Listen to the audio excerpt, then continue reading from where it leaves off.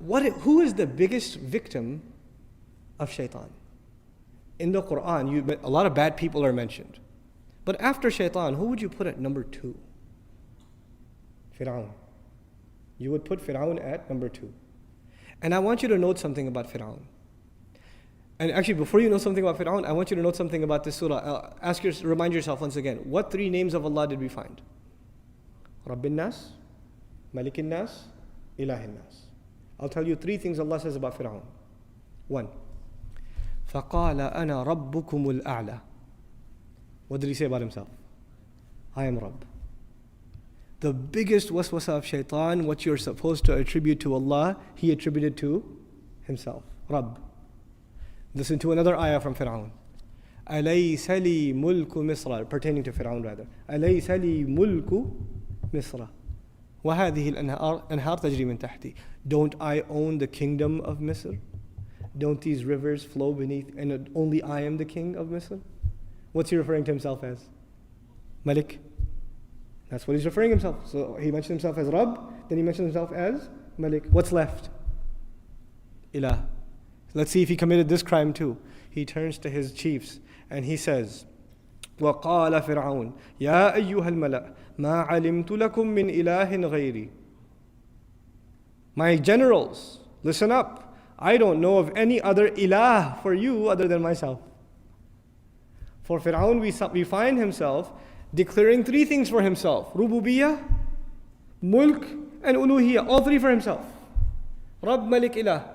We find this sampling that Allah has given us in the Quran is very important. It shouldn't be overlooked. And it's not just for you and I to say, oh man, Fir'aun, la'anahullah, what a loser.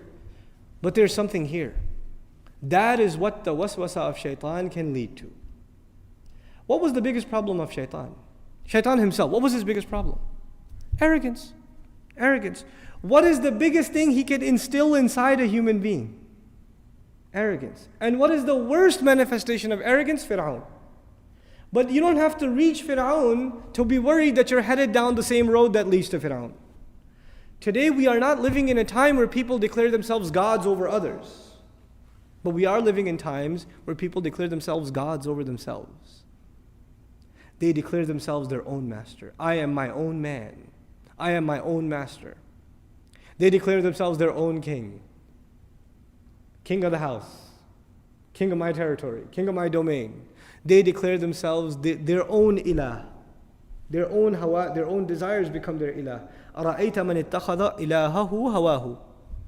Did you see the one who takes his desires and turns them into his ilah? Even. We're living in times where we can each turn into mini Fir'aun without even realizing it. We don't have to have large castles and fight with messengers and be arrogant, outspoken against Allah Azza wa Jal.